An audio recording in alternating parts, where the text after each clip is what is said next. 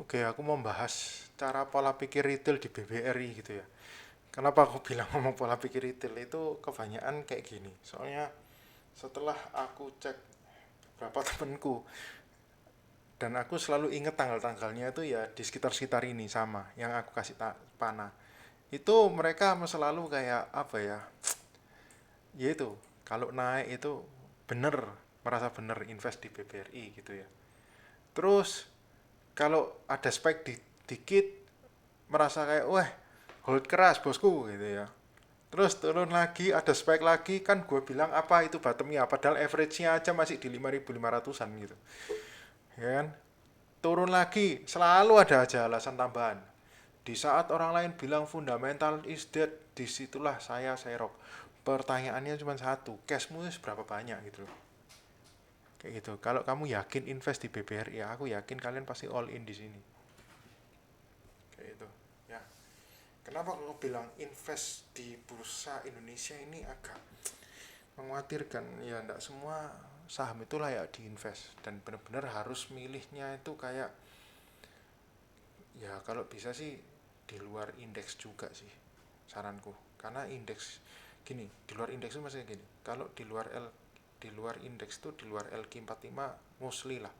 Itu kebanyakan didorong oleh asing. Jadi kalau misalnya asing itu tidak mau ikut istilahnya ndak dorong ya harganya ke mana-mana kayak gitu. Dan itu menurutku membahayakan kita sebagai investor retail karena kita bergantungnya jadinya bukan bukan apa bukan ke uh, kayak ke institusi tapi kebanyakan ke asing gitu loh. Jadi asing itu keluar masuk itu dia nggak terlalu peduli sama secara keseluruhan fundamental perusahaan juga gitu. Fundamental ya adalah dikit lah, tapi kalau dia merasa dia mau exit, merasa kalau di apa Amerika lebih menjanjikan, dia akan pasti kembali uangnya ke Amerika.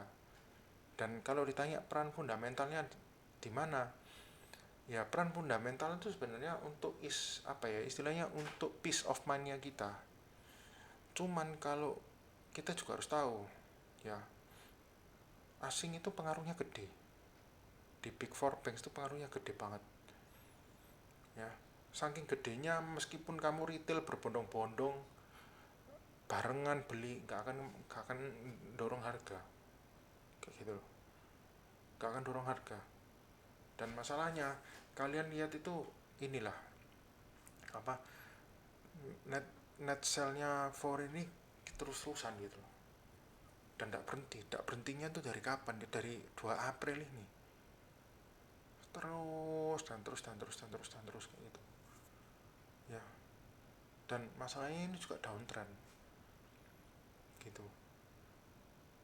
Nah kalian itu kalau dalam tanda gini ya, aku bukannya ndak main BBRI, aku main BBRI, BBNI, BBCA itu aku main semua. Cuman aku mainnya cuman untuk trading, trading dalam artian untuk apa ya, kalau TA-nya bagus, volumenya bagus, front flow-nya kenceng dan cakep segala macam, itu aku baru entry. Karena apa ya, itu salah satu cara aku trading dengan bandarmologi kayak gitu loh. Bandarmologi dan foreign flow. Nah tapi kalau kalian masih ngotot invest di bursa Indonesia, soal itu sih agak susah kayak gitu ya.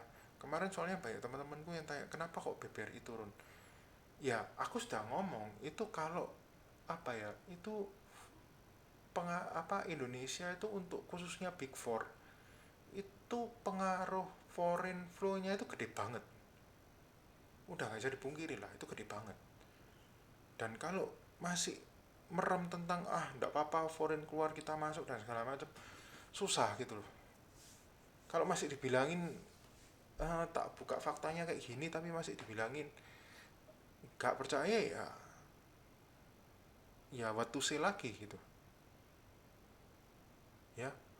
Jadi gini ya, ada satu hal juga yang aku mau kasih tahu. Jadi retail itu gini juga kalau cara mikirnya, waktu dia turunnya sudah terlalu dalam baru mikir cut loss. Kenapa aku bilang gitu ya, soalnya kemarin temenku itu tiba-tiba WA aku tanya aku kok kepingin cut loss BBRI. posisi sekarang, dan dia itu posisi minusnya sudah 20%, kayak gitu ya. Dan waktu itu waktu harganya BBRI di sekitar sini, itu dia tuh sempat ngomong gak mungkin BBRI itu bisa turun lebih dari 20%. Sekarang ini sudah minus 20% lebih. Hah, 20%. Dan itu pun ketakutannya luar biasa sih. Kayak gitu. Ketakutannya luar biasa. Saya dengar dari omongannya ketakutannya luar biasa. Ketakutannya apa? Bukan dari jumlah minusnya, tapi jumlah penurunannya itu nggak main-main gitu ya. Semoga video ini bisa membantu. Coba pikirkan baik-baik kalau mau invest di bursa Indonesia. Kalau merasa nggak cocok, mungkin kalian bisa belajar di bursa lain, salah satu misalnya kayak bursa kripto gitu, boleh lah. Temenku kemarin berhasil menutup kerugi apa, beberapa ada yang berhasil menutup kerugian BBRI ini um, dari dari bursa kripto ya. Jadi saran saya, kalau memang kalian tidak bisa terima hal tentang beginian, lebih baik kalian belajarlah bursa yang marketnya gede sekalian, yang intervensi pemerintahnya juga nggak terlalu banyak ya. Semoga video ini dipahami. See you in my next video ya. Thank you.